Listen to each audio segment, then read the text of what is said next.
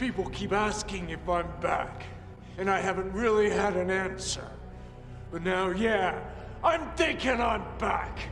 So you can either hand over your son, or you can die screaming alongside him!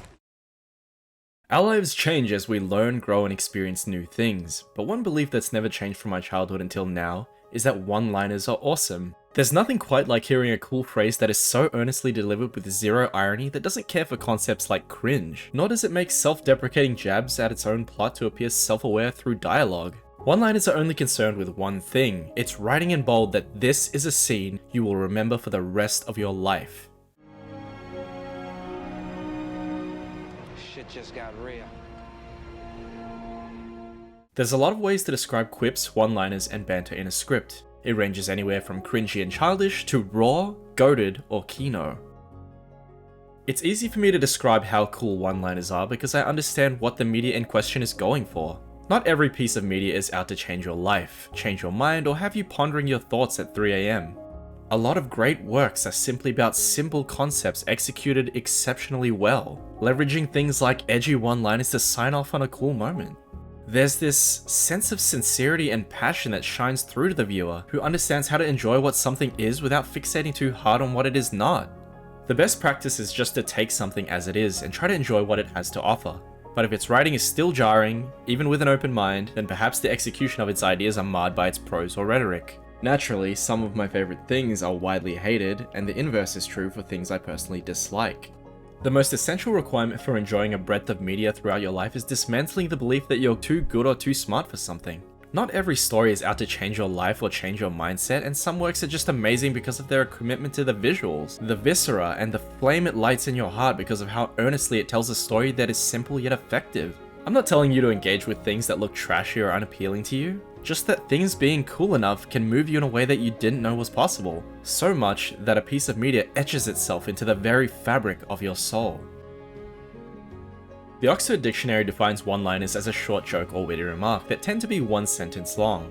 One-liners appear in many forms. Sometimes it's when a villain dies and the protagonist has something witty to say about how they died. Other times it's unintentionally funny, like the script of the original Deus Ex. Oh my god, Daddy! What a shame. You can place them literally anywhere in a script. So long as the flow of dialogue isn't jarring, they're usually quite endearing to the audience. As a Star Wars diehard, one of my favorite lines in the franchise is when Vader says, "I am your father." and Luke replies, "That's impossible!" Search your feelings, you know it to be true. That line sticks with me to this day because the palpable tension between the two characters and the stakes at play. Everything just coalesces into this beautiful thing that we call joy, coding this beautiful experience into a part of our brain that never forgets it. Whether you're talking about Luke, I am your father, or search your feelings, you know it to be true, both are one-liners because of their cultural relevance, despite lacking any comedy or sarcastic wit. Simply put, a quote from a movie can become a one-liner simply because it holds great cultural relevance, whether it's because the quote itself is actually unbelievably raw, or because the media it's contained within is a cultural phenomenon. Another notable example is the phrase "I'll be back," which is said in every Terminator movie following the explosive success of the first and second films, which helped skyrocket James Cameron's career. Quips are simply witty remarks. It's a broad enough definition that it could be argued that all one-liners are quips, but the previous definition contradicts that notion since there's no wit involved. For this video, just treat quips as dialogue that involves wit or humor. That's not to say that all quips are deeply unserious and devoid of any genuine sentiments. Some quips are meant to be sarcastic or funny, but they still contain advice or meaningful commentary. Action movies tend to have kill quips that integrate circumstance into something the character says. Sometimes it's a one-liner about how a character died, and other times the kill quip is in response to the situation or circumstance that has arisen as a result of the character's death.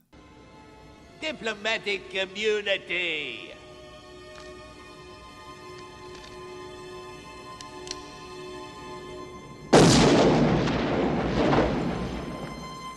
It's just been revoked. I would explain what jokes are, but we know it's just something that makes someone laugh or feel entertained. With all that in mind, the key is that one-liners are a malleable concept. Whether they're intended as one-liners doesn't really matter because the cultural context that surrounds dialogue in each story can make the best lines become iconic ones, whether it's merely a flesh wound from Monty Python and the Holy Grail, or one ring to rule them all from Lord of the Rings. Writers generally construct their stories to invoke certain thoughts and feelings in a specific atmosphere as the plot progresses. That childhood memory at the beginning of the series, maybe that forms the bedrock for the protagonists rediscovering themselves later in the story, or maybe it leads to their downfall. There's a level of sincerity with how their world is built, whether the story is about changing the world or just beating up the next bad guy while some cool music plays over some yelling. Sometimes the author really is just trying to engender a feeling of, yo, this scene was raw as hell, in a simple story without making the plot and dialogue too deep and introspective for no reason. That's not to say you can't be funny either. Plenty of well-written works have comedic breaks and banter between characters. Terminator 2 Judgment Day is regarded as one of the best action films of all time, and there are plenty of funny moments and campy dialogue that never truly hold the flow of the story because behind every joke and exchange are moments of growth and reflection for the cast of the story. Bad Boys 2 is another great action flick, and it is riddled with comedy. And I'd say most of the movie has aged fairly well, especially the jokes and one-liners in a story that knows what it wants to do and does that effectively. The worst time for a joke is when it contradicts the tone or atmosphere, bringing the plot to a screeching halt to make sure that you, the audience, understood the joke. Comedy has been part of the Marvel Cinematic Universe from the jump, but its tendency to overuse comedic quips to cut away from emotional tension or act self-aware about things has worn some audiences thin on patience. I enjoyed Thor Ragnarok for one, but I felt that Korg making a joke as Asgard is destroyed is so weird in terms of the mood it's trying to create. Of course, immediately after this, Heimdall and Thor exchange words and the atmosphere becomes tense again. But the joke is just unnecessary to make at that point. The damage is not too bad. As long as the foundations are still strong, we can rebuild this place.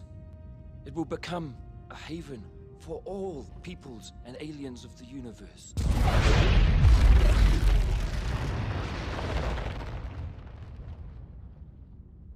Now those foundations are gone, sorry.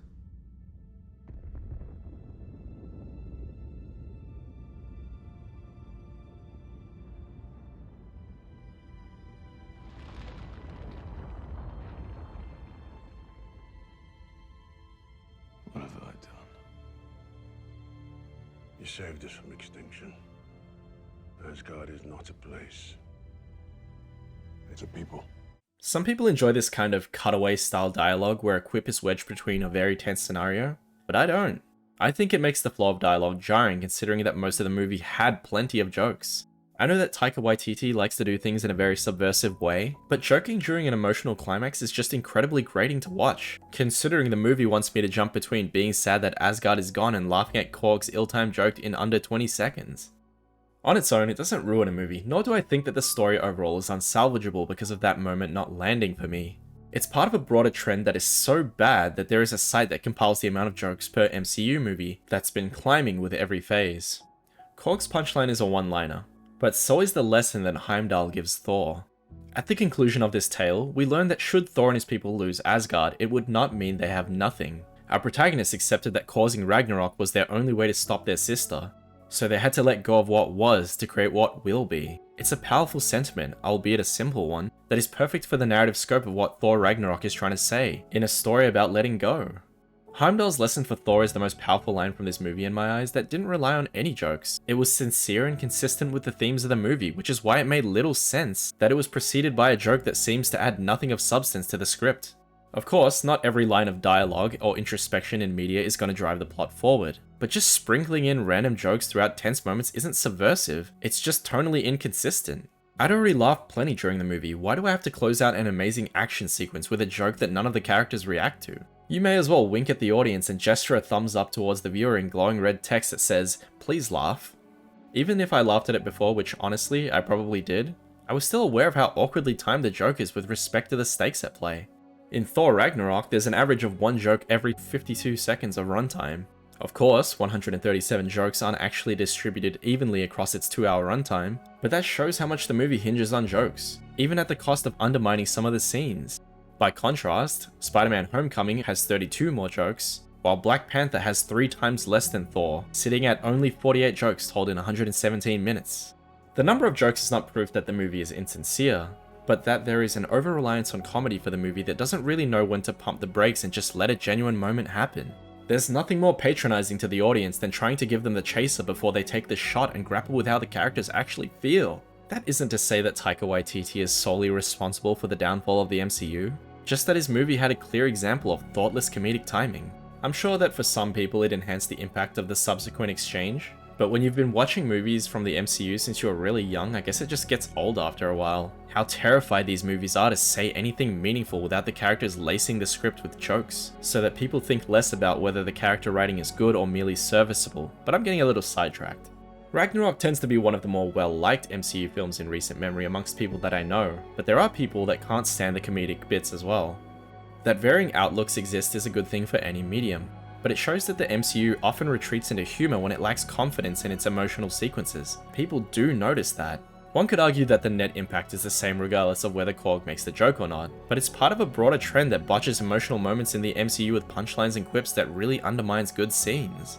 Most people just enjoy media that embraces what it is. Something that feels genuine and unafraid to say what it wants to, even if that just means it's talking about dudes fighting each other to see who is the strongest without any thought-provoking narrative at the end of the tunnel.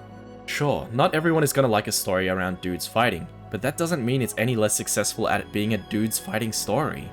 It's very possible for two writers to have full faith and conviction in what they write, where one ends up creating something that becomes beloved and the other is reviled for being awful. But in the case of Ragnarok, I think it's a good movie, just one that needs to dial back the jokes in this specific moment. We already had our laughs, can we just experience the catharsis of what our heroes learned on this journey without the fluff? Which one-liner is more sincere to the plot of Thor Ragnarok? Now those foundations are gone, sorry? Or Asgard is not a place, it's a people?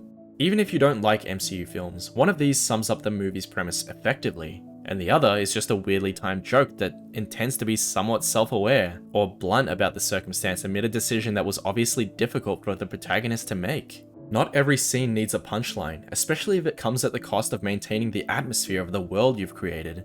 I don't doubt that Taika Waititi probably thinks it was a good way to structure that scene, but I'd be lying if it wasn't a potent example of the worst trends in the MCU. If you joke enough in your work and its comedy feels inconsistent with its story, you're not showing self-awareness and wit, but a palpable lack of confidence in your writing to stand on its own 2 feet. I firmly believe that trying to weigh up the worth of media in a very shallow and nonsensical way achieves nothing. Why should we constantly frame our interests as proven works that should exist because of what they have to say, or some other measure of quality that makes it review well? I like reading about military fiction and the trauma of warfare as much as I like watching two people fist fight before becoming friends after a victory is declared. I'm wholly unmoved by arguments that try to diminish my interests, as if I needed to prove that I'm spending my free time optimally. If it means a lot to me, I already know it's peak fiction to me. You must simply accept that some things are true to you without needing to intellectualize those personal truths. This is the realest way to be happy with your interests. When we like a person romantically, initially we might have superficial reasons to explain our feelings like appearances, skills or something. But at a very fundamental level, we might not have enough context to even comprehend why we like someone, but we still accept that those are real feelings. Rawness is the quality of being significant and natural. It's the mark of being effortlessly impressive, and it's not constrained by standards and clearly defined criterion. It's a type of truth that its audiences find inside their hearts. Whether it's Goku going Super Saiyan 3, the Daigo parry, or a quote in a movie that's so unbelievably natural in its delivery that you're stunned by how a sentence in the English language could move you in so few words. I am of the first brood. I am vengeance incarnate. I am Neidhogg. Thou shalt die by my hand. With Ragnarok, I critiqued a moment that suffered from a lack of genuine belief in the feelings it wanted to instill in the viewer. Ragging on the MCU can be done for an infinite amount of time, as it is one of the biggest ongoing media projects that has no shortages of releases year on year.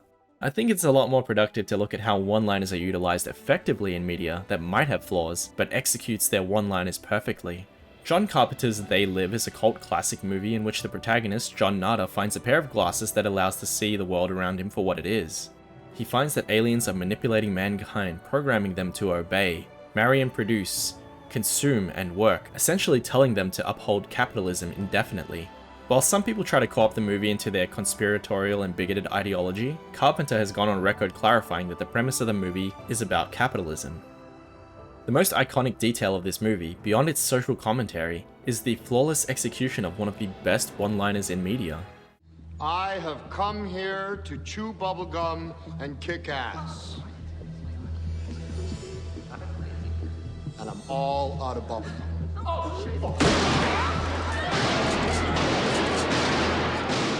Beyond its substantive premise, the delivery is immaculate. It gives off this "don't fuck around or you'll find out" kind of vibe that makes a line that might be too cheesy to pull off today one of the most iconic lines in fiction. Even if you don't understand the social commentary in the movie, the sheer badassery of the line is spoken in the universal language of rawness. It's so unashamed to be uttering a sentence that the wrestler Roddy Piper ad-libbed into the film. This phrase in the English language was so compelling that John Carpenter let him have that in the final cut. The awe it inspires transcends the bounds of its own story. Yes, there is substance to the plot and setting of They Live, and honestly speaking, the way capitalism has shaped our society speaks to how well Carpenter's writing aged, but the ad-lib has nothing to do with the setting. It's just an incredible one-liner that underscores how badass the main character is, making the subsequent action sequence hit way harder. Some one-liners aren't meant to be a succinct summary of your journey or a cool line you say when the villain of the story dies. Some of them are simply about making you stare in awe, hyping you up because of how they tap into that part of your brain that recognizes the truth of a line delivery that is simply raw without being forced or self-deprecating. You're putting a sign down that says something insane is about to happen and this character is gonna pop off. This incredible feeling that comes from hearing such a badass line is echoed in the fact that Duke Nukem, who's one of the faces of 90s machismo and cartoonish badassery, references this one-liner. It's time to kick ass and chew bubble gum, and I'm all out of gum. If it's your first time ever hearing the line, it might not hit the same, but you're also hearing it under the pretense of what I think about it. And there's this need to reconcile what I'm saying with your own beliefs, and everybody's different. It's not an objective truth that this line will move you, but it did move many, as this movie became a cult classic that people can quote this exact line from, regardless of whether they understand the plot or subtext. The essential element to enjoying one-liners in fiction is just the ability to take things as they are, and just have fun with what they're trying to do. You only have to be willing to suspend your disbelief. Like any narrative device, one-liners are just a tool. They're not inherently good or bad, nor does the prevalence of them in your story undermine it. Since They Live is an action horror flick, engendering the protagonist with this badass demeanor works just right for a character that's rebelling against his programming. But the line is so immaculate that such a line would be right at home in any action movie regardless of the context. That's how powerful a one-liner can be. A string of words that just taps into our natural desire to enjoy and hear cool stuff. I don't think that you need a story to be super thought-provoking or deep in how it's written. Even media that's only about fighting and powering up to beat the next bad guy has substance. It's just substance that's focused on the spectacle and simple fun, that's derived from enjoying a world that's just out to make you have a good time. It's not about making you think about everything that ails the world. This too is a valid way of enjoying media. If you're enthralled by something, hold that feeling close to your heart and cherish it. Don't pull at its threads and try to destroy it because you think your enjoyment is due to a lack of critical thought. The universal language of rawness speaks differently to everybody, but everyone has those pieces of media, those unforgettable one-liners that are etched into the records of our souls. They Live is one of many works of art that can entrench itself into our memories. Maybe it's Xenoblade Chronicles for some, or Star Wars for somebody else, but you know what you like, and there's no shame in having fun with your interests. Media that takes simple concepts and does them well generally fares better than works that try to change everything in the world in a finite word count or duration. Having a clear idea of what you want to say and how you're going to say it, and the message you want to impart to the audience is crucial to writing a good piece of fiction. Some media is simply uninterested in exploring complex social issues and economic problems, but that doesn't mean that simple media is anti-intellectual or that it's unable to say anything worthwhile. It's always bad practice to criticize something for what it doesn't do, especially when your only point of reference is the work itself, as opposed to something it's implied or said in its narrative structure. You've likely seen the phrase "he's him" before, and wondered, what does that even mean? While I'm not 100% certain of its origins, I think it's because of this picture of this guy dressed as Michael Jordan's jersey, which reads, "He thinks he's him." He's him means that you are that guy, because you hold some level of skill, influence, or status, which elevates you to a status higher than not being him. Your very presence is an immense force that overwhelms and inspires people that like you, but instills fear in people that stand against you. If that sounds somewhat circular and abstract, it'll make sense in a moment.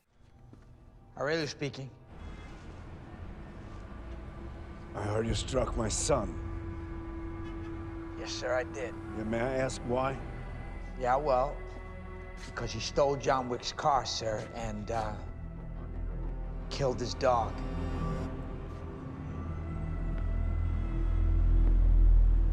Oh. John Wick is a film series that knows what it wants to be and leans into its world without trying to feign self-awareness or subvert its setting. The premise is simple. John is a former underworld assassin who left his old life to get out of the underworld and live a normal life in peace with his wife, who eventually passes away from a terminal illness. Years after leaving the underworld, John is dragged back into it as the dog his wife left him as a gift is killed by some thieves who want to steal his car. It's a very digestible backstory that's intentionally simple because it doesn't need to be complicated. The movies have a keen attention to detail with how the underworld works and how the different factions operate within it. But one thing is constant: John Wick is him. Every single character in that universe is acutely aware of his reputation and his existence, his relentless desire to hunt down any person that wrongs him, and they understand that there is no person that he cannot kill. He is called Baba Yaga, the boogeyman, because he wields the power of fear throughout his movies, and it's not all smoke and mirrors. He actually is the most skilled assassin. He's not a fairy tale that parents use to scare their kids. He is the embodiment of death itself for people who are bound by the laws of the underworld. So I guess you have a choice. You want a war? Or do you want to just give me a gun?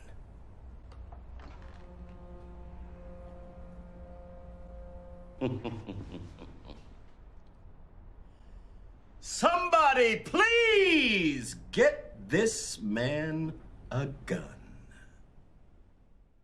His movies are simple. John Wick as a character rarely engages in long conversations or heavy exposition. His spoken lines are so sparse that in the first movie he has under 500 spoken words, and by the fourth chapter he speaks less than 400 words because Keanu Reeves asked to cull about half of them. Every line spoken by John Wick is a one-liner, because the character is a living embodiment of someone who's him. That might sound stupid to admit out loud, but the reason his one-liners hit so hard is that it makes the audience think, oh my god, he literally is him. He's that guy. This is peak fiction.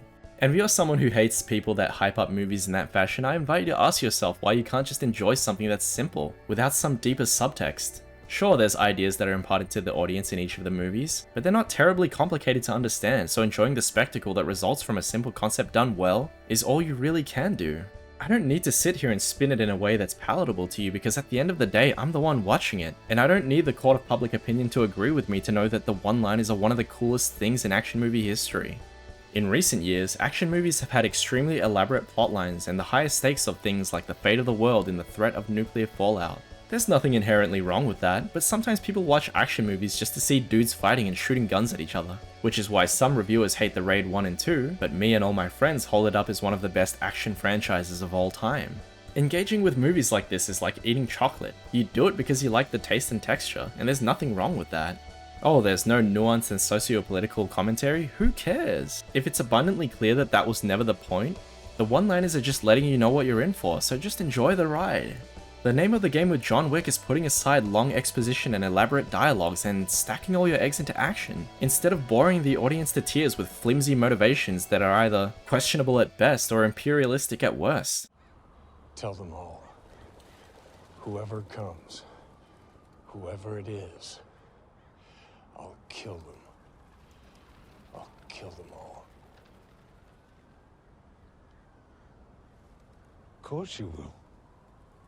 Naturally, the few spoken lines of dialogue that John Wick does have are elevated tremendously, because someone who is him is saying a one-liner that would not land in a work that did not build its protagonist up to be a folktale that instills fear into the heart of all of his enemies. These movies are seemingly about John Wick versus the world, and these magnificent one-liners create a reflection of who the character is. Every time John speaks, you just think to yourself how strong John is in his universe, even when he loses everything that could ensure his safety and victory. You know damn well he's gonna kill his way out of any situation, and you're not supposed to walk out of it changed because of its ideas. You're changed because it committed to being the rawest thing you've ever seen that taps into that primal part of your soul, that recognizes just how cool it is to see a guy who's a one-man army. You're not fixed on details like Deus Ex Machinas or the moral implications of a world constructed from crime syndicates and assassins, any more than the dialogue asks of you. It's simple but exceptional, and that's wonderful. The ideas are digestible by design, so there's no need to make it deeper than it is. Of course, the world's power dynamics are more complicated than the spoken dialogue, but how they interact with each other is demonstrated through action sequences rather than speech. And the one-liners speak for themselves because John Wick is speaking in the universal language of rawness. And if you still don't get what that means, let me say it like this. John Wick knows its premise and universe are simple. Its storytelling is so concise and airtight. There's no confusion about the stakes or who is at conflict. And when you hear John Wick say something threatening, you already know he's about to drop 30 bodies in the coolest fashion possible. Realism isn't the point, nor is changing your worldviews. It's literally about a guy who's having the most difficult week of his life, robbed of a chance of atonement and healing because his wife's final gift to him was taken. John Wick is a movie about a guy who's him. It's literally that simple, which is a large part of the reason why it's so beloved. The structure of this essay has been all over the place, and that uncomfortable and jarring pacing was intentional. I outlined some baseline definitions for one-liners and quips, before arguing that the MCU exemplifies just how awkward one-liners can feel if you don't have faith in your own writing. I argued that the universal language of rawness allows one-liners to stand out regardless of the media it's from, and those are somewhat dissonant beliefs. The difference between the awkward joke in Ragnarok and most movies that employ one-liners is that they know where to place their jokes. Ragnarok just has jokes for the sake of having them, which can diminish the atmosphere by overusing jokes and quips without it being a deliberate tonal choice. A one-liner could stand well above the context of its origins, but if its source material is already deeply unserious to the point of wearing out the audience, they might just remember how annoyed they are at the comedic timing as opposed to the line that soothes the protagonist's conscience and fills the audience with the same hope that the Asgardians feel for the future. Despite trying to make sense of one-liners by giving some definitions, I began the video by saying that they are malleable as a concept, because the definition is fairly all-encompassing. A short joke or witty remark could mean literally anything. What constitutes a one-liner to me is whether it has the power to move the audience, whether it makes you laugh yourself to stitches, Are you out of your damn mind? or it makes you want to do a triple backflip from the hype you feel inside your bones. Then what should an angel fight for, Zack? What do angels dream of?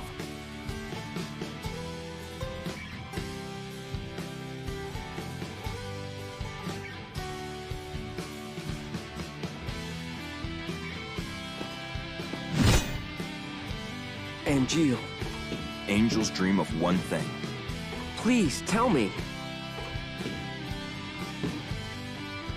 To be human.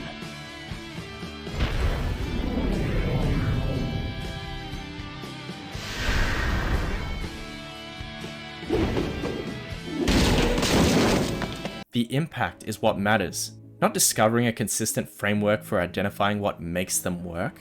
John Wick's one-liners just remind you that he's literally him because it speaks to his character. Ragnarok's one-liner concludes the story of the movie, and one-liners in general have no objective qualities to them. Whether they stick the landing could change on a case-by-case basis, so creating a restrictive framework for defining them just misses the point of what it means for something to be natural, for its truth to be universal. When one-liners are written cynically and half-heartedly, the audience senses your lack of faith in your own writing. You have to commit to what you set out to do. Even if it doesn't hit the same for everyone, somebody will recognize the blood, sweat, and tears you pour into your work, and love it for what it is. It's about what you want to give the audience. You can give them the hope for the future. You can give them throwaway lines that lean into cheesy fun like Power Rangers or Toku, and people will love the earnestness. When you capture that feeling of sincerity and that natural writing just flows, so characters don't feel like they're being forced to say something that's inconsistent with their writing, you speak the language that matters most, the universal language of rawness.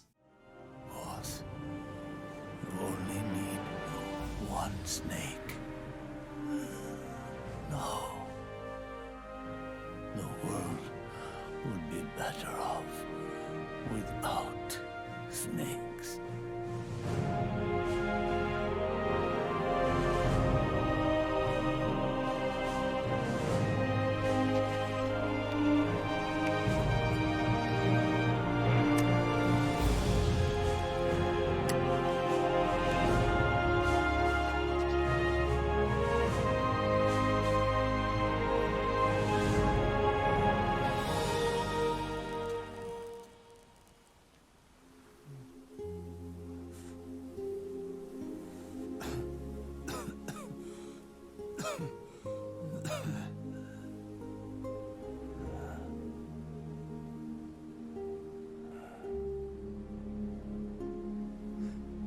This is good,